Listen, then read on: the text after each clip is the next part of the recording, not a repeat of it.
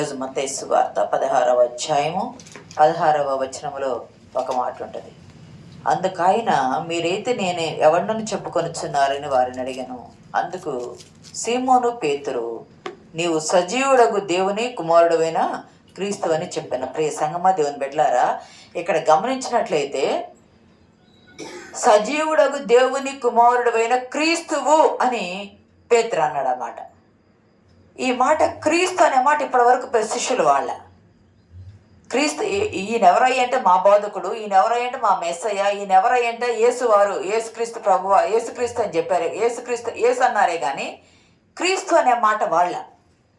ఇక్కడ పేతురు అంటున్నారు, ఇంతకుముందు ఒక మెసేజ్ చెప్పారు, నన్ను ఏమనుకుంటున్నారు అనే అంశం మీద లాస్ట్ ఇయర్. కానీ ఇది గమనించినట్లయితే ఇక్కడ ప్రభువారు ఏమంటున్నారంటే, సీమోను పేతురు, సీమోను మీరైతే నన్ను ఏమనుకుంటున్నారు? ఇక్కడ రకరకాల దేవుళ్ళు ఉన్నారు, ప్రజలు రకరకాలుగా ఏలియా అని, ఇర్మియా అని, ఇంకా రకరకాలుగా అనుకుంటూ ఉన్నారు కదా. లేదా ప్రవక్త అయినటువంటి ఇర్మియా ప్రవక్త అని, ఏలియా ప్రవక్త అని, లేకపోతే బాప్తిస్మ ఇచ్చే యోహాను రకరకాలుగా అనుకుంటున్నారు అని అంటున్నారు కదా. మరి మీరైతే ఏమనుకుంటున్నారు అంటే, వాళ్ళ అంతమంది శిష్యులు, 12 మంది శిష్యులు అంతమంది ఉన్నా ముందుకు వచ్చి పేతురు అన్నాడు, అయ్యా నీవు సజీవుడగు దేవుని కుమారుడు అయిన క్రీస్తువి. యేసు అంటేనేమో రక్షకుడు అని మనకు తెలుసు, క్రీస్తు అంటే అభిషక్తుడు.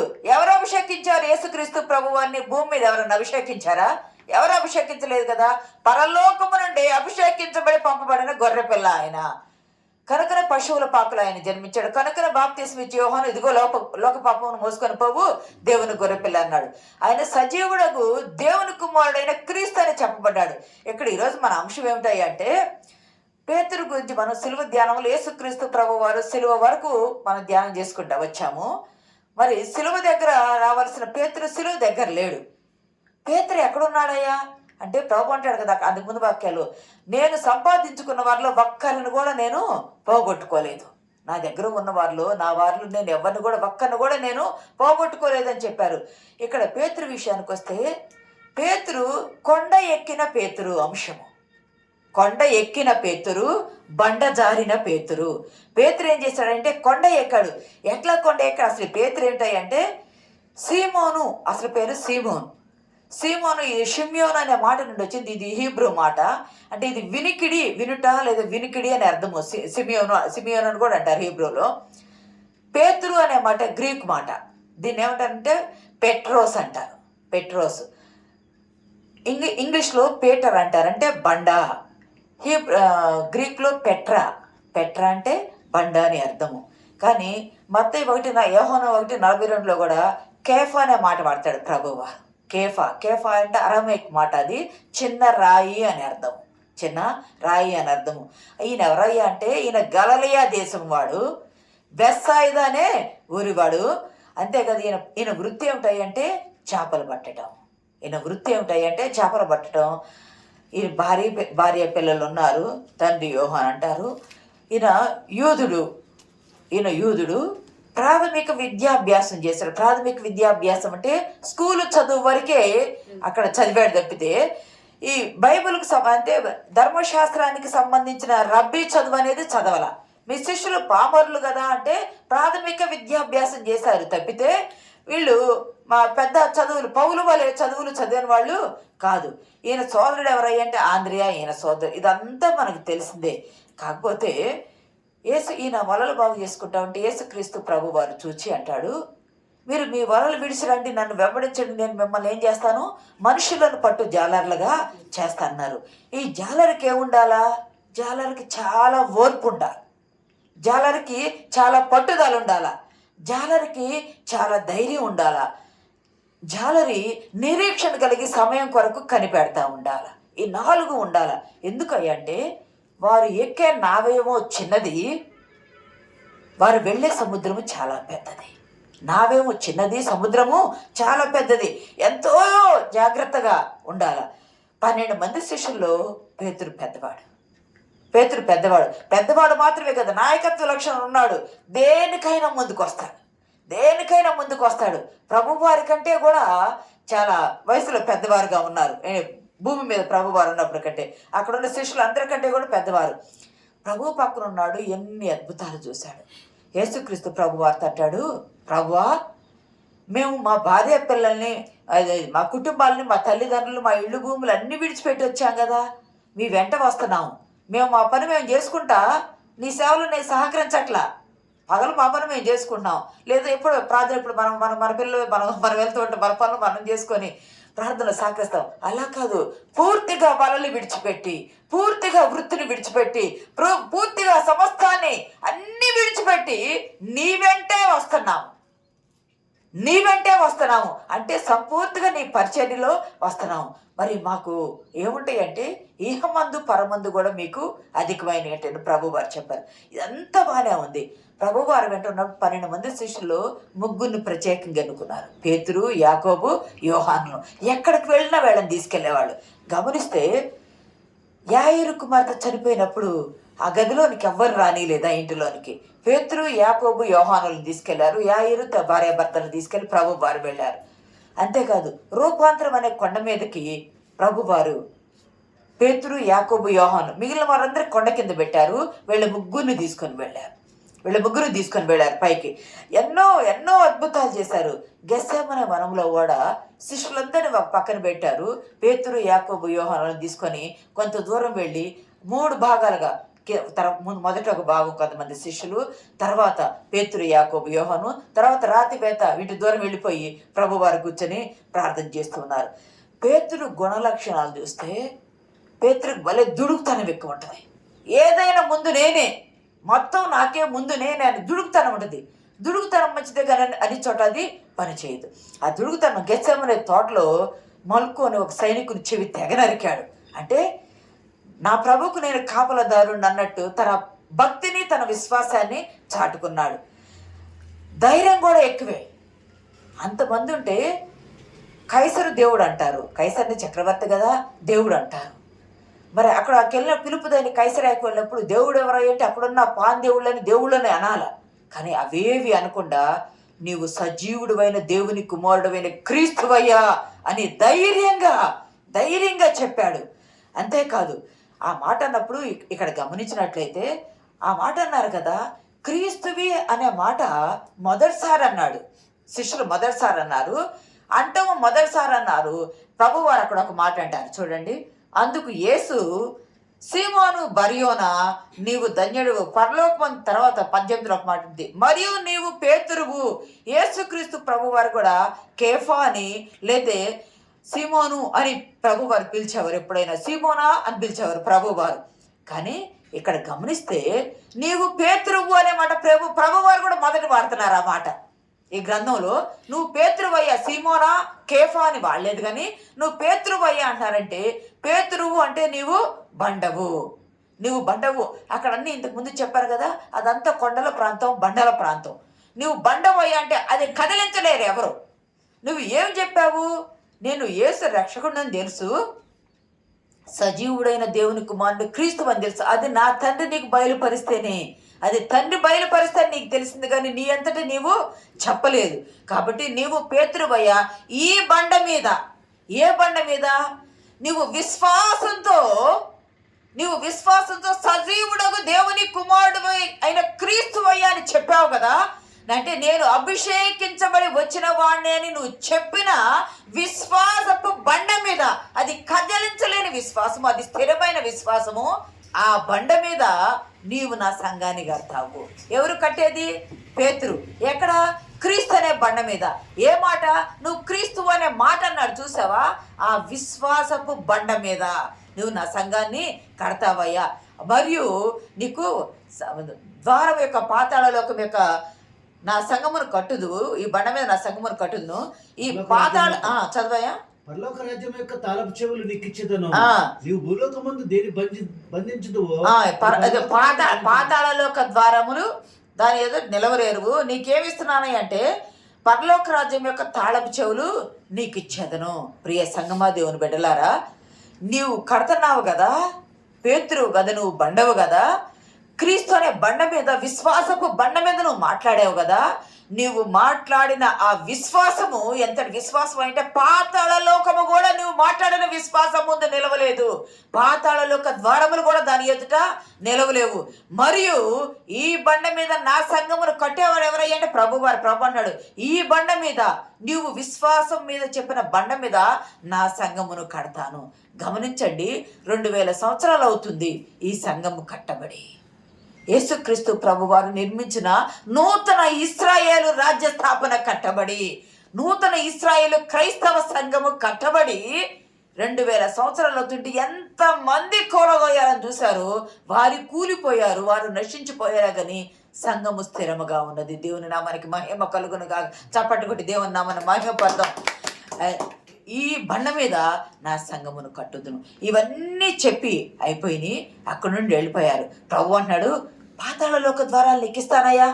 నువ్వన్న విశ్వాసం మాట ముందు పాతాళ ద్వారాలు నిలవరేవు. పరలోక రాజ్య తాళపు చెవులు నేను నీకు ఇస్తాను.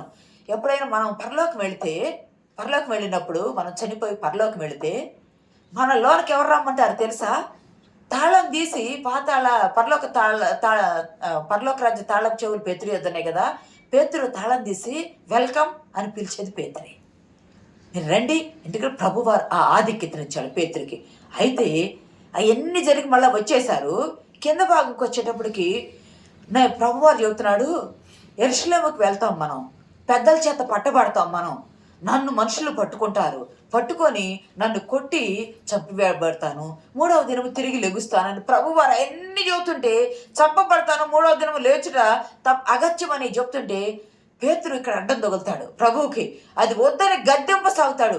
వయసులో పెద్దవాడు కదా, ఇందాక నీకు పరలోక తాళపు చెవులు ఇస్తున్నానని చెప్పాడు కదా, ఇంకా నాకేం పర్లేదు, నాకు అధికారం ఉంది అనుకున్నాడో తెలియదు, ప్రేమో తెలియదు, అతి భక్తో తెలియదు, ప్రభువుకు నేనే ఎక్కువ, నాకే ప్రభువు ఎక్కువ అనుకున్నాడో తెలియదు. కానీ వద్దు ప్రభు, ఇది నువ్వు చేయడానికి వీల్లేదని ప్రభువుని గద్దెంపసాగానని ఉంటుంది. ఆ మాట చూడండి, 22వ వచనం. పేతురు ఆయన చేయి పట్టుకొని, ప్రభువా అది నీకు దూరమగును గాక, అది నీ కెన్నడను కలుగదని ఆయనను గద్దెంపసాగెను. అమ్మమ్మ, ఎప్పుడైనా మనం ఏమిటో మన స్థాయి తెలుసుకొని ఉండాలి.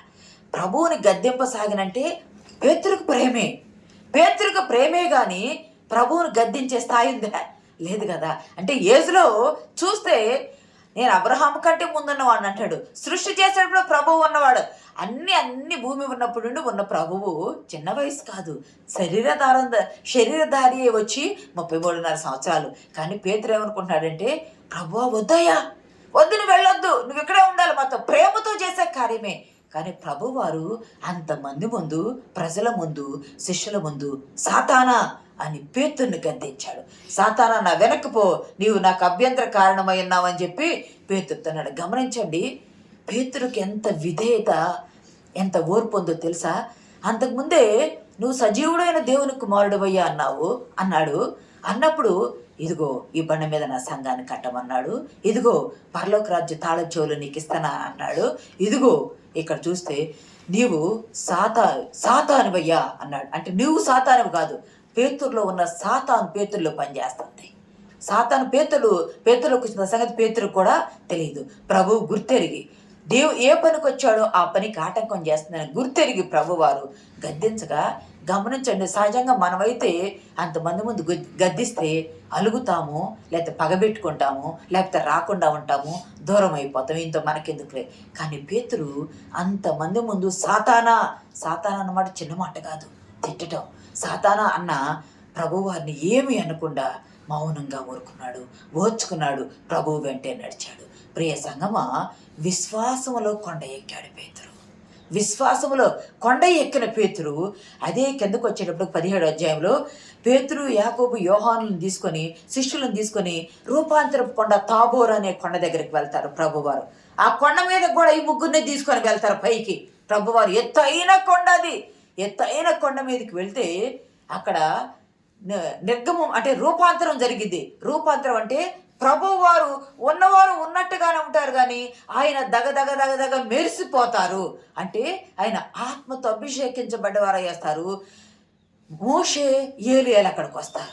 మోషే ఎందుకంటే ఇజ్రాయేల్కి నడిపించడానికి ఐగుప్తు నుండి ఇజ్రాయేల్ ప్రజలు నడిపించడానికి ఎన్ని శ్రమలు అనుభవించి ఆయన దాటించాడు. ఎలాగో ఏలియా ఎంత ఎంత ప్రవక్తగా ఉండి నడిపించాడు. అవన్నీ నిర్గమం విషయంలో ప్రభువుని బలపరచడానికి ఆ ఇద్దరు పంపబడ్డారు దేవుని చేత. అక్కడికి వచ్చి వారు మాట్లాడుతూ ఉంటే పేతురు, యాకోబు, యోహానులు ఉన్నారు. వారు సొమ్మశీలిన వారి వలె ఉన్నారు. కానీ ఎవరు వచ్చారు అనేది ఏమి చెప్పారో అర్థం కాలేదు, కానీ ఎవరు వచ్చారు అనేది అర్థమైంది. కనుక కిందకి రాగానే పేతురు అంటాడు, ప్రభువా ఎంత తొందరపాడుతానమో కదా, అంటే తొందరపాడుతానమంటే తను ఏదేం చేయాలన్న ఆతృత.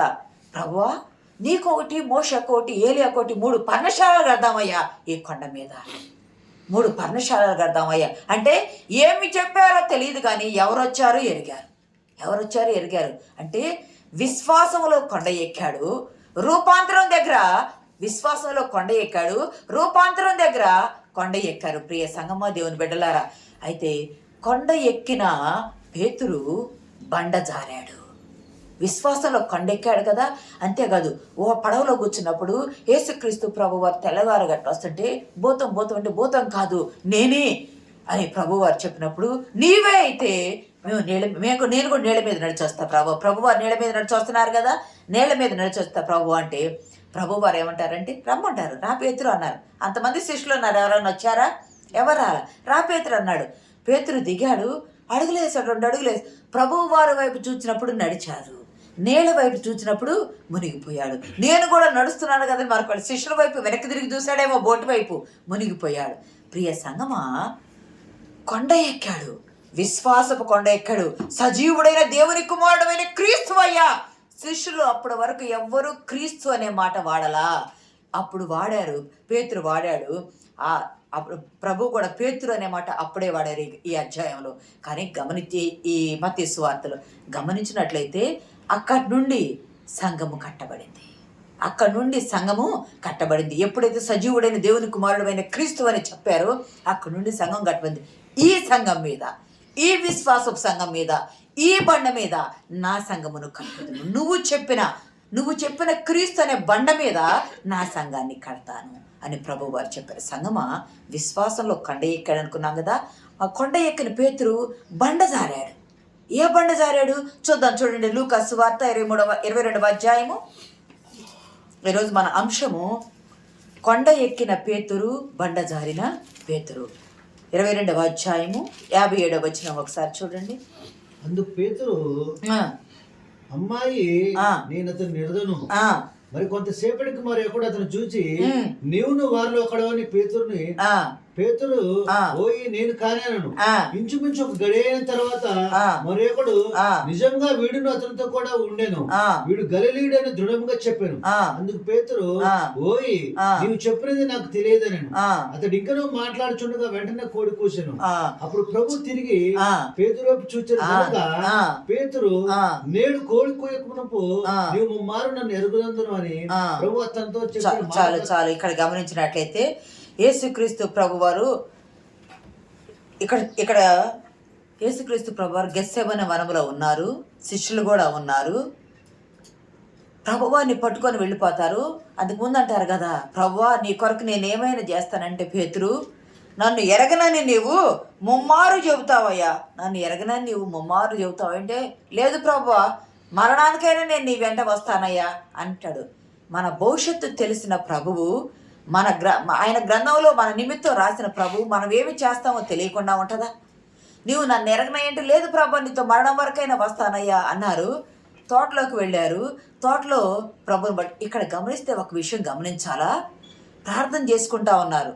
ప్రభు వారు వచ్చి మత్తయి సువార్తలో కానీ వీటిలో చూడవసరం లేదు, కానీ వీటిలో చూసినట్లయితే ప్రభువారు రాతివేత దూరం వెళ్ళి ప్రార్థన చేసుకుంటా ఉంటే ప్రభువారు 3 సార్లు వచ్చి చూస్తారు కదా. వీళ్ళు నిద్రపోతూ ఉంటారు, అలసిపోవచ్చు, పస్కా పండుగ కావచ్చు, పస్కా పండుగ ఆచరించుకున్నారు, ఇవన్నీ చేసుకున్నారు, అలసిపోయి ఆ పండుగ నిమిత్తం అవన్నీ చేసుకుని అలసిపోయి ఉండవచ్చు. ఆ కొండ ఎక్కి ఆ చల్లగాలికి నిద్ర వచ్చి ఉండొచ్చు. కానీ ఇద్దరు ఏకీభవించి ప్రార్థన చేస్తే పరలోకమందున్న నా తండ్రి ద్వారా మీకు అది కార్యమైద్ది అన్నాడు కదా. మరి ప్రభువారితో వీళ్ళు ఏకీభవిస్తే కార్యం జరగకుండా ఆగిపోయింది కదా, సిలువ మరణము. కాబట్టి ప్రభువారు ఒక్కరు చేశారు, వీళ్ళ నిద్రపోవటం జరిగింది. కానీ సంగమా గమనిస్తే ప్రభు వచ్చి మీరు ఒక్క గడి అయినా మేల్కొని ఉండలేరా అన్నారు. అంటే 1 గంట అయినా, పేతురు నీవు నా కొరకు మరణం వరకు వస్తానన్నావు కదా, మరి 1 గడియైనా మేల్కొని ప్రార్థన చేయలేవా? అక్కడ ఆంతర్యము, 1 గడియైనా మేల్కొని ప్రార్థన చేయలేవంటే ఏమి చెప్పాలో శిష్యులకు తోచల. మీరు ఎలా నిద్రిస్తున్నారు అని ఎలా చెప్పాలో, ఇది నిద్రపోయే సమయం కాదు, నేను మీకు దూరం అయ్యే సమయం, మీరు వెలుగుతో ఉండి ప్రార్థన చేయవలసిన సమయం. ఇంకా అక్కడ 2 మాటలు ఉంటాయి, చాలా చదివితే బాగుంటుంది కానీ అవసరం లేదు. కానీ ప్రభు అంటాడు, ఇక చాలు, మీరేలా నిద్రిస్తున్నారు, 1 గడి అయినా మేలుకొని ఉండలేదని 1 మాట అన్నారు. ఇక చాలు, మనం వెళుదాం లేండి. ఇదిగో మనం అప్పగించేవాడు దగ్గరకు వచ్చి, ఇదిగో అంటే దగ్గరకు వచ్చారు అని అర్థం, ఇదిగో చూడండి అని అర్థం. ఇదిగో అనే దాని మీద ఇంకొక అంశం చెప్పుకుందాం. ఇదిగో చూడండి అన్నారు. ప్రియ సంగమా, నీ కొరకు ప్రాణం పెడతా అన్న ప్రభువుని పట్టుకొని వెళ్తుంటే శిష్యులందరూ పారిపోయారు. నేను సంపాదించుకున్న వాళ్ళు, నాకున్న వాళ్ళు నేను ఒక్కరు కూడా పోగొట్టుకోలేదంటే ఎవరిని కూడా పట్టుకోలేదు వాళ్ళ సైనికులు. పారిపోయి మనం చెప్పాను కదా, కోహోర్ట్ అంటే 600 మంది అని. కోహోర్ట్ అంటే లాటిన్ మాటలో 600 మంది సైనికులు వస్తారంట పట్టుకోవడానికి. ఏదైనా ఒకటి చేయాలనుకున్నప్పుడు 600 మంది సైన్యాన్ని పెడతారంట, అలజడులు జరగకుండా ఉండడానికి. అంతమంది వచ్చి ప్రభువుని పట్టుకోవాలంటే దివిటీలు పట్టుకొని తోటలోకి వచ్చి పట్టుకుంటే అందరూ పారిపోయారు. మలుకు చెవి తెగ నరికాడు. తర్వాత శిష్యులు పట్టుకొని తీసుకెళ్ళి బంధించేటప్పుడు పారిపోయాడు. దూరం నుండి వెంబడిస్తున్నాడు పేతురు. ప్రభు ప్రక్కనుండవలసిన వాడు ఎక్కడికయ్యాడు? దూరం అయ్యాడు. భయపడ్డాడు. దూరం నుండి వెంబడిస్తున్నాడు. దూరం నుండి వెంబడించటమే కాదు, అక్కడ పోయి అన్యులు చలిగాచుకుంటా ఉన్నారు. అక్కడ అన్యులు చలిగాచుకుంటా ఉంటే, అన్యులు చలిగాచుకుని చలి మంట దగ్గరికి ఉంటే పోయి, నువ్వు అతనితో ఉన్నావు, వేస్తూ ఉన్నవాడు కదా అంటే, నేనెవరో ఆయనెవరో నాకు తెలియదు అన్నాడు. ఇంకొక అమ్మాయి చూసి ఆ మలుకు బంధువు, ఆ చెవు తెగ నరికిన మలుకు బంధువు గుర్తుపట్టి, ఇందాక ఆయన పట్టుకున్నప్పుడు, ఆ బోధకుని పట్టుకున్నప్పుడు నువ్వు అక్కడ ఉన్నావు కదా అని అన్నప్పుడు, ఆయన ఎవరో నాకు తెలియదు అన్నాడు. 3వసారి ఒక అమ్మాయి కూడా అడిగింది, నువ్వు ఆయనతో ఉన్నావు, ఆయనతో ఉన్నప్పుడు మేము నిన్ను చూసాము, నువ్వు గలిలీడివి అని అన్నప్పుడు, ఆయన నేను ఒట్టు పెట్టుకోవడానికి కూడా ఒట్టు నాకే పాపం తెలియదని ఒట్టు పెట్టుకోవడానికి కూడా ఆయన సిద్ధపడి ఆ మాట అన్నాడు. పేతురు, ఈరోజు నన్ను ఎరగన నిన్ను ముమ్మారు చెప్పే వరకు కోడి కుయ్యదయ్యా అన్నారు కదా. ఈయన 3వ మారు చెప్పినప్పుడు ఒకసారి చదువుతారా మాట? చదవండి. ఇంచుమించు 1 గడి అయిన తర్వాత మరి ఒకడు నిజంగా వీడును అతనితో కూడా ఉండెను, వీడు గలిలీయుడని దృఢముగా చెప్పాను. అందుకు పేతురు, ఓయి నీవు చెప్పినది నాకు తెలియదనెను. అతడు ఇంకను మాట్లాడుచుండగా వెంటనే కోడి కూసెను. ప్రభువు వారు అప్పుడే నడిమిషాలంటే ప్రభువు వారు అక్కడ అయిపోయి బయటికి రాబోతున్నారు. పేతురు బయటికి వెళ్ళడానికి సిద్ధపడుతున్నాడు. ప్రభువారు రాబోతున్నారు. ఎప్పుడైతే పేతురు పోయి ఆయన ఎవరో నాకు తెలియదు, నేను ఎరగనని 3వసారి అన్నారు, కోడి కోత కూసింది. ప్రభువారంట పేతురు వైపు తిరిగి చూసి, కన్నులతో మాట్లాడతారంటారు కదా, కన్నుల భాష అంటారు కదా. ప్రభువు పేతురు వైపు చూసి, పేతురు ప్రభు వైపు చూసినప్పుడు 2 కళ్ళు మాట్లాడుకుని, పేతురు నేను నీతో చెప్పలేదా, ముమ్మారు నువ్వు నన్ను ఎరగనంటావు, నేను నీతో చెప్పలేదా, నాకు తెలుసు కదా అని చెప్పినప్పుడు అంట పేతురు బింకము సడలిపోయిందంట. బొంకాడు కదా, బొంకిన పేతురు బింకము సడలిపోయి వెలుపలికి పోయి సంతాపపడి ఏడ్చాడంట. ప్రియ సంగమా, దేవుని బిడ్డలారా, విశ్వాసములో నువ్వు సజీవుడైన దేవుని కుమారుడైన క్రీస్తువయ్యా అని చెప్పిన పేతురు ఇప్పుడు ఆయన ఎవరో నాకు తెలియదు అని చెప్పి బొంకేటప్పటికి ఆయన బింకం సడిలిపోయి బయటికి వెళ్ళి సంతాపపడి ఏడ్చాడంట. ప్రభువా, ఇంక ఎన్నడూ నేను బొంకనయ్యా అని తన తప్పును తాను ఒప్పుకున్నాడు, పశ్చాత్తాపాడు, సంతాపపడి ఏడ్చాడు. ప్రభువారు కూడా క్షమించారు. అయినా ప్రభువును చూడటానికి మళ్ళా ప్రభువును చూడటానికి సమాధి యొద్దకు పరిగెత్తుకుంటూ వచ్చాడు. ఆయన లేచాడు అన్నప్పుడు, ప్రభువు దర్శనమిచ్చినప్పుడు చూచాడు. కానీ భయం ఉంది. గమనించారా? ఆయన ప్రత్యక్షతలు అయ్యేటప్పుడు యోహాను సువార్త చూడవలసిన లేదు కానీ లాస్ట్ అధ్యాయంలో పేతురు, నువ్వు నన్ను ప్రేమిస్తున్నావని అక్కడ సందర్భంలో 3 సార్లు అడుగుతారు ప్రభువారు. అంటే అవును ప్రభువా, నేను ప్రేమిస్తున్నానంటే, అయితే నువ్వు నా గొర్రెలను మేపు. మొదట 3 మాటలు అంటాడు, నా గొర్రెలను మేపు, నా గొర్రెలను కాయి, నా గొర్రెలను మేపు. గమనించండి, అది చిన్నలకు, అది యవ్వనులకు, అది వృద్ధులకు. అది చిన్నలకు, యవ్వనులకు, వృద్ధులకు మేపుము, కాయము, మేపుము. పిల్లల్ని మేపాలి, పెద్దవారిని మేపాలి, యవ్వనులను కాయాల. ప్రియ సంగమా, 3 మాటలు అన్నాడు ప్రభువారు. 3 సార్లు అడిగాడు, నువ్వు నన్ను ప్రేమిస్తున్నావని. శిష్యులు ఎదురుగా కదా సాతానా వెనక బొమ్మంది, శిష్యులు ఎదురుగా కదా నువ్వు సజీవుడైన దేవుని కుమారుడంది, శిష్యులు ఎదురుగా కదా యేసుక్రీస్తు ప్రభువారు నీవు నన్ను ప్రేమిస్తున్నావంటే 3వసారి వ్యసనపడి అని ఉంటుంది అక్కడ. వ్యసనపడి అంటే మూల భాషలో వ్యసనపడి కాదు, సిగ్గుపడి అంట. ఎందుకు సిగ్గుపడి అనంటే 3 సార్లు ఈయనెవరో నాకు తెలియదని నేను బొంకాను కదా, 3 సార్లు ఈయనెవరో నాకు తెలియదని బొంకాను. ఇప్పుడు నువ్వు నన్ను ప్రేమిస్తున్నావా అంటే ఇంకా నీళ్ళు ఏమన్నా బొంకే తనం ఉందా? ఇంకా ఈయనెవరో నాకు తెలియదు అనే తనం ఉంటే నువ్వు విడిచిపెట్టేస్తావు. కాబట్టి 3వసారి కూడా ప్రభు అడిగినప్పుడు సిగ్గుపడి, వ్యసనపడి, నీకు తెలుసు కదా ప్రభు అంటే వ్యసనపడి కదా, సిగ్గుపడయ్యా, నీకు తెలుసు కదా, నీకు తెలుసు కదా అంటే నా అంతరంగంలో నేను బొంకుతానని నీకు తెలుసు, కానీ నాకు తెలియక నేను తొందరపడ్డాను. నీకు తెలుసు కాబట్టి ఇప్పుడు ఏమన్నాడంటే నీకు తెలుసుగా ప్రభువా, ఎందుకంటే నేను బొంకుతాను లేదు నాకు తెలియదయ్యా, కానీ అప్పుడు బొంకాను. ఇప్పుడైతే నీకు తెలుసు కదా అంటే నువ్వు స్థిరపడిన తర్వాత నా సంఘమును కాయము, నా సంఘముని కడతానన్నాడు కదా, ఆ కట్టిన సంఘాన్ని నువ్వు కాయి, ఆ కట్టిన సంఘాన్ని నువ్వు మేపు, నా సంఘాన్ని నువ్వు మేపయ్యా స్థిరముగా. మొదటి బిషప్ పేతురు అంటాడు. ప్రియ సంఘమా, దేవుని బిడ్డలారా, ఎంత విశ్వాసంతో సజీవుడైన దేవుని కుమారుడివని చెప్పి విశ్వాసపు కొండ ఎక్కాడు. తాబోరు కొండ ఎక్కి ప్రభు రూపాంతరాన్ని చూసిన వారిలో పేతురు ఉన్నాడు. కొండ ఎక్కిన పేతురు క్రీస్తు అనే బండను జారాడు. క్రీస్తు అంటే ఎవరో తెలియదని చెప్పి ఆ విశ్వాసపు బండను, అందుకే ప్రభు అల్ప విశ్వాసి అని ప్రేమతో గద్దించారు. అంటే విశ్వాసం ఉంది కానీ అల్ప విశ్వాసంతో ఆయన జారిపోయాడు. మరలా స్థిరపరచబడ్డాడు. ప్రియ సంగమా, దేవుని బిడ్డలారా, ఎంతగా స్థిరపరచబడ్డాడయ్యా అంటే పేతురంట తాను బ్రతికినంత కాలము ఇంకా చూడవసరం లేదు, కానీ అపొస్తలుల కార్యాలు 4వ అధ్యాయంలో వాటిలో చూస్తే అన్న, కైఫాలు, వాళ్ళ కొడుకులు యోహాను, అలెగ్జాండరు వీళ్ళందరూ ఉంటారు. వాళ్ళందరూ ఎదురుగా సమాజ మందిరంలో బయట నిలబడి జీవాధిపతిని మీరు చంపితిరి, దేవుడు ఆయన లేపిన, మరానున్న వ్రేలాన్ని తీసి మీరు చంపితిరి, దేవుడు ఆయన లేపునని ఎంత గొప్పగా సాక్ష్యం చెప్పారు. ఆ ప్రభు నిమిత్తం చెరసాలకు కూడా వెళ్ళాడు.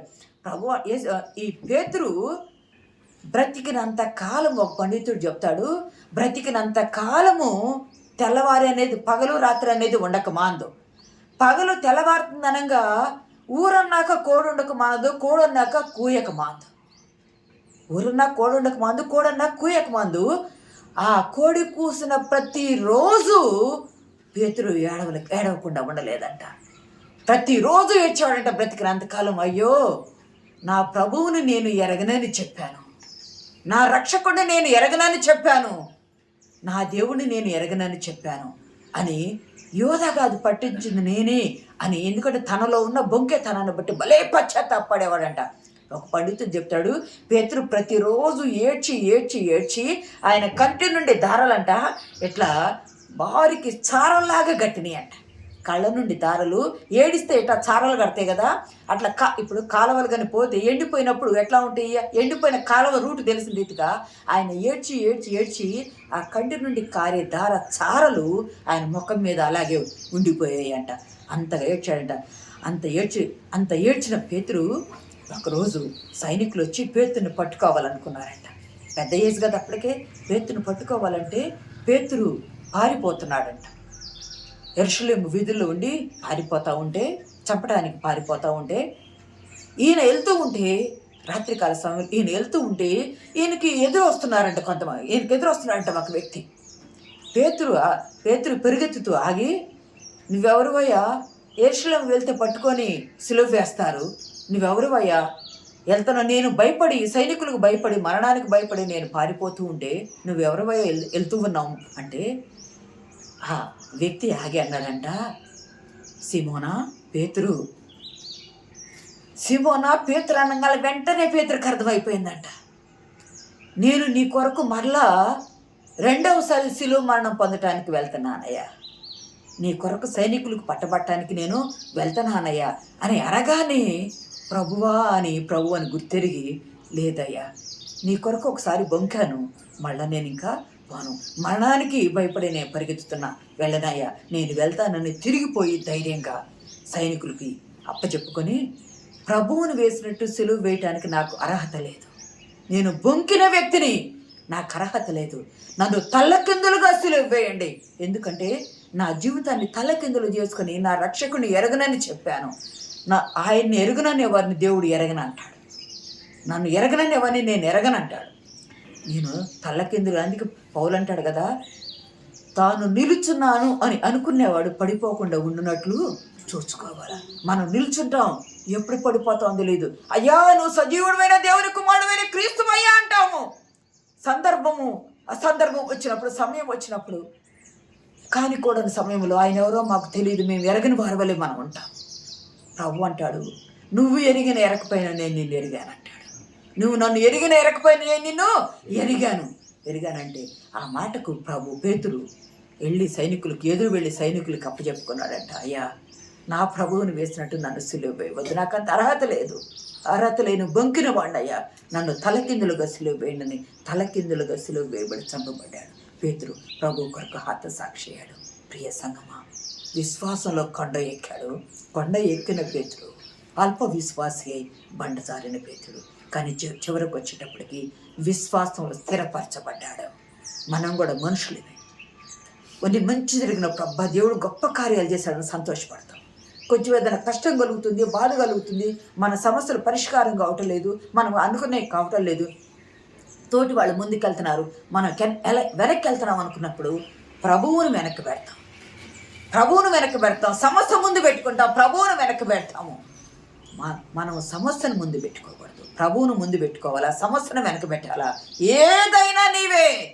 ఏదైనా నీవే ప్రభా, విశ్వాసంలో నేను జారను, విశ్వాసంలో నేను పడిపోను, కొండ ఎక్కాను క్రీస్తుమని కొండ మీద నిలబడతాను, అక్కడి నుండి హనోకు వలె పరలోకం చేరతాను, కానీ కిందకు జారినయ్యా, విశ్వాసంలో జారినయ్యా, అల్ప విశ్వాసిని కాకుండా ఉండేటకు సహాయం చేయి ప్రభు అని మనం ప్రార్థన చేయాలి. నువ్వైనా నేనైనా కొన్ని సందర్భాల్లో మన సమస్యలను బట్టి మనం కృంగిపోయి జారిపోవద్దు. ఈరోజు పేతురు మనతో మాట్లాడుతూ ఉన్నాడు, నేను జారిపోయాను, నేను బొంకాను, అల్ప విశ్వాసనయ్యాను, మీరు కావద్దని పేతురు ద్వారా దేవుడు మనతో మాట్లాడుతున్నాడు. ప్రియ సంగమా, కొండ ఎక్కని పేతురు, బండ జారిన పేతుడు, ప్రభువు కొరకు హతసాక్షి అయిన పేతురుగా చరిత్రలో నిలవబడ్డాడు. మనం కూడా మనకిచ్చిన ఈ జీవితం ప్రభు కొరకు వాడదాం. మనకిచ్చిన ఈ జీవితం మన సమస్యను ప్రభువును ముందు పెట్టుకుని జయించడానికి వాడదాం. మనకిచ్చిన ఈ జీవితం ప్రభు వారితో గడిపి ముందుకు సాగిపోవటకు పరిశుద్ధాత్మ దేవుడు మనకు సహాయం దయచేయను గాక. ఆమేన్.